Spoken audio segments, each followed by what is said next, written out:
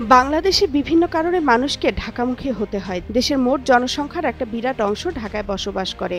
কারণ বেশিরভাগ কর্মসংস্থান ঢাকা কেন্দ্রিক। আবার মফস্বলে উন্নত স্বাস্থ্যসেবা না পাওয়া, উন্নত শিক্ষাসহ বিভিন্ন কারণে রাজধানীমুখী হতে হয়।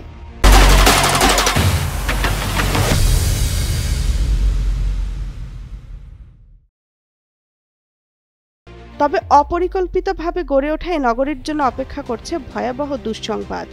যে কোনো সময় এই অঞ্চলে ৮.২ থেকে ৯ মাত্রার শক্তিশালী ভূমিকম্প হতে পারে। সম্প্রতি ২ সপ্তাহের মধ্যে দেশে কয়েক দফা ভূমিকম্প অনুভূত হয়েছে। বিশেষজ্ঞরা জানান, এসব ছোট ছোট ভূমিকম্প বড় ভূমিকম্পের আভাস দিচ্ছে। ভূতাত্ত্বিক দিক থেকে বাংলাদেশ ৩টি প্লেটের সংযোগস্থলে অবস্থিত, ফলে প্রবল ভূমিকম্পন এলাকা না হলেও ভূমিকম্পের ভয়াবহ ঝুঁকিতে আছে বাংলাদেশ। এ অঞ্চলে ভূগর্ভস্থ ২টি প্লেট ধাবিত হচ্ছে।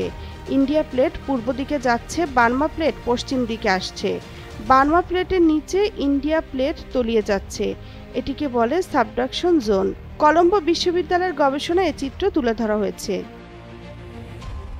প্রতি বছর ১ মিটার থেকে ১.৫ মিটার সংকোচন হচ্ছে। সে হিসাবে এখানে ৮.২ থেকে ৯ মাত্রার শক্তিশালী ভূমিকম্প হওয়ার শক্তি সঞ্চিত হয়ে আছে। যে কোনো সময় ভূমিকম্প হতে পারে। ভূমিকম্প বিশেষজ্ঞ এবং ঢাকা বিশ্ববিদ্যালয়ের ভূতত্ত্ব বিভাগের সাবেক অধ্যাপক ডক্টর সৈয়দ হুমায়ুন আখতার গণমাধ্যমকে বলেন, এই মাত্রার ভূমিকম্প হলে সবচেয়ে বেশি ক্ষতিগ্রস্ত হবে ঢাকা নগরী।